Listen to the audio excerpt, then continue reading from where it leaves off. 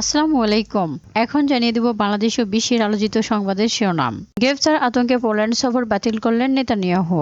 ইয়েমেনের হুতিদের বিরুদ্ধে শক্তি প্রত্যয় নিয়ে কাজ করার প্রতিশ্রুতি দিল নেতানিয়াহু। তেল আবিবের দ্বিতীয় দফা ক্ষেপণাস্ত্র নিক্ষেপের পর ইসরায়েল প্রধানমন্ত্রী নেতানিয়াহু ইয়েমেনের হুতিদের বিরুদ্ধে রোববার প্রতিশোধ নেওয়ার অঙ্গীকার ব্যক্ত করেছে। ইসরায়েলকে লক্ষ্যবস্তু করায় তিনি ইরানের অশুভ অক্ষের শেষ অবশিষ্ট হাত অভিহিত করে তাদেরকে সতর্ক করেছেন। তিনি বলেন, আমরা ইরানের অশুভ অক্ষের সন্ত্রাসী অস্ত্রের বিরুদ্ধে শক্তি নিয়ে কাজ করব। তাই আমরা হুতিদের বিরুদ্ধে পরিচালিতভাবে শক্তি ও প্রত্যয় নিয়ে কাজ করতে যাচ্ছি। এদিকে সিরিয়ার শাসকদের সঙ্গে সরাসরি কোনো যোগাযোগ নেই আমাদের, জানালো ইরান। বাংলাদেশে সরবরাহ কমেছে বিদ্যুতের। শ্রীলঙ্কায় বিদ্যুৎ বিক্রি করতে চায় আদানি গ্রুপ। ইমরান খান ও বুশরা বিবির বিরুদ্ধে আল কাদির ট্রাস্ট দুর্নীতি মামলার রায় স্থগিত।